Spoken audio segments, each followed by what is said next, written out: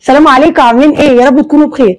النهارده ان شاء الله زهقنا بقى من السحور في البيت والفطار في البيت وكله عليا، قلت لا هاخد الجيش بتاعي وننزل بقى نسحر، نشوف هنروح فين. نسحر بقى كده في مكان يكون حلو كده. انا راضيه باي حاجه والله ومبسوطه. ايه رايكم؟ مبسوطين؟ طيب انا على فكره ما كنتش هنزل، بس فرح قعدت تعيط قالت لي لا انا زهقانه من هنا، زهقانه من البيت، خدتها ولبستها مخصوص قلت هنزلها. يلا بينا بقى، يلا بينا. يلا اطلعوا يا اساتذه، واحده واحده اطلع يا باشا. الباشا اللي سابقنا ده، الباشا اللي سابقنا ده.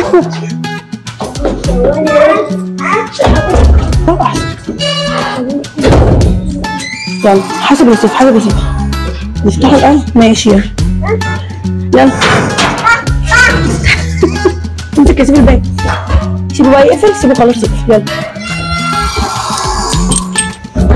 استنى بابا يجي، استنى بابا يجي، قلت لهم استنوا. خلاص تمام كده.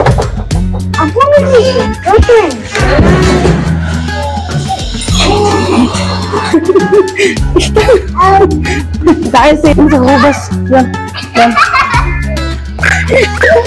صور يا بابا، صور زي عايز ايه؟ سيبيه مش هتعدوا. يلا يلا تعالى. وصلنا يا جماعه خلاص المكان اللي هنتسحر فيه هو، وطبعا زين مش عايز يقعد. هفرجكم دلوقتي على الاكل. بصوا مبسوطه يا فروحه؟ اهم حاجه انت تكوني مبسوطه. احنا نازلين عشان خاطرك، قولي لهم مبسوطه، اضحكي افرحي، دي مكافاه ليها عشان ده كده مش ضحك. احنا جايين مخصوص عشان خاطرها، عشان هي بتصوم بقى لها 3 ايام. تمام؟ ربنا استنى هديهولك والله.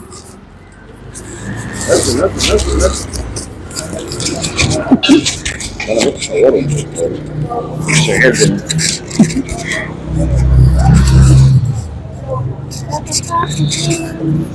بصوا هنا بقى الطلبات نزلت. تعالوا اتفضلوا معانا. هي هتاكل معانا مثلا؟ انا هاكل. حط كتير، حط كل الاطباق هنا.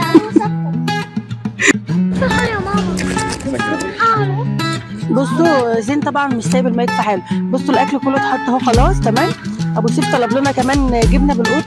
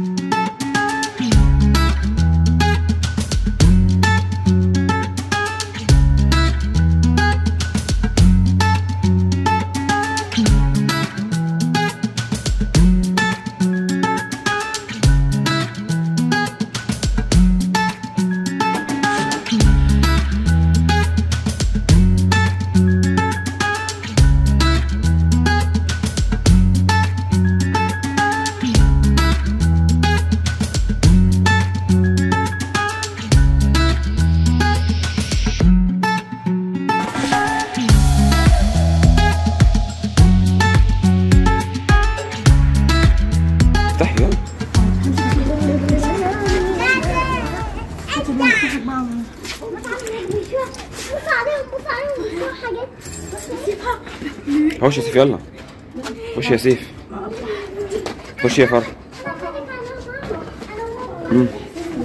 بعد الاكل هي قبل الاكل تمام. يحس كان هو مبسوط. اهو انا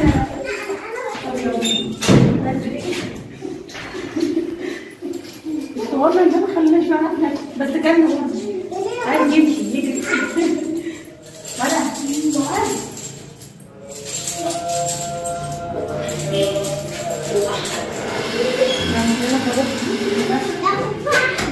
لازم يجي الاول. يلا الإجابة خلي المفتاح لا يقع. هدينا بكره يمشي روح.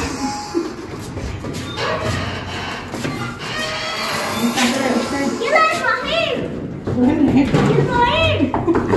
ابراهيم السلام عليكم. هنا بقى كنا رجعنا على البيت. طبعا لقيت بقى المطبخ كان متبهدل من ساعة الفطار، فقلت خلاص بقى هنضف الدنيا وكده. شلت العيون وشلت الفويل اللي كنت حاطاه دون في السريع كده، وقلت بقى ايه انضفه كده. طبعا هو مش متوسخ قوي، فانا مش هحط اي منظفات خارجيه، هحط بس الصابون السائل. في العادي بقى لما بيكون مليان دهون او كده بحط سيترس او باور، بيكون حلو جدا وبينضف البوتاجاز حلو. بفضل ادعكه كده لغايه لما اطلع كل الحاجات المتوسخه اللي فيه دي. وهقولك برضو على حاجه هتخلي الستانلس ستيل بتاع البوتاجاز بيلمع. في الاخر خالص هنحط نقطه خل واحنا بنمسح بالفوطه، بتبقى حلوه قوي. المهم بس ادعكيه حلو كده وشيل اي دهون من حواليه. الفويل بصراحه كان حموهولي من حاجات كتير، انا كل يوم بقى بطبخ زي ما انتوا عارفين عشان رمضان وكده. المهم بقى هنا بعد ما دعكته طبعا وانا واقفه كده برضو معاكم، طلعت الزبادي من الفرن لان انا كنت عاملاها النهارده، فعشان ما تكونش بقى سخنه وتفضل سخنه لما نيجي ناكلها، طلعتها وحطيتها كده تهدى بقى من الفرن. وممكن نحطها شويه في التلاجة، بس انا مش هحطها في التلاجة لان هم مش بيحبوها ساقعه. بس انت بقى لو عايزه تحطيها في التلاجة براحتك خالص. بصوا هنا العيون دي يا جماعه احنا كنا مجددينها اصلا ومظبطينها من فتره بسيطه. جيت برضو هنا عند الشباك لقيته برضو فيه اتساخات كده ودهون، جبت برضو الليفه ونفس الصابون السائل ودعكت كده.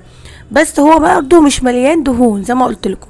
اذا مليان دهون عندك المنتجات اللي انا قلتها دي حلوه قوي هتعجبك. انا لسه برضو يا جماعه هعمل تاني المطبخ كله من فوق لتحت ان شاء الله عشان العيد هشقلبه كده. ده كده حاجه مبدئيه يعني. بصوا هنا برضو كان عندي لازق الحته بتاعه الاستيكر دي ومش عايزه تخرج خالص. ان شاء الله التنظيفه الجايه هشيلها وهفرجكم بقى انا شلتها ازاي. جبت بقى القماشه بتاعتي ونضفت كل الصابون السائل اللي موجود دون وخليته بيلمع كده زي ما انتم شايفين. لسه طالعين دلوقتي حالا من تحت بعد ما ضربنا السحور المتين. عايزه اقول لكم الساعه دلوقتي 3:30 صباحا. تمام. بعد كده بقى جينا لقينا ايه بطننا خلاص مش قادرين نوجد الاكل. قلنا بقى لازم نحبس بكوبايه الزبادي دي زبادي بيتي، هتلاقوا الطريقه عندكم في القناه. اهم حاجه كوبايه الزبادي دي، عايزه اقول لكم جميله. الله تاخدوا اتفضلوا معايا. المهم بقى هناكل بقى الزبادي وبعد كده نشرب الميه وننام وتصبحوا على الف خير وهنا. ده كان النهارده سحورنا وكان يومنا ان شاء الله يعجبكم باذن الله. اتمنى منكم كلكم تحطوا لي لايك على الفيديو ده. باي باي. مش بيصور اصلا.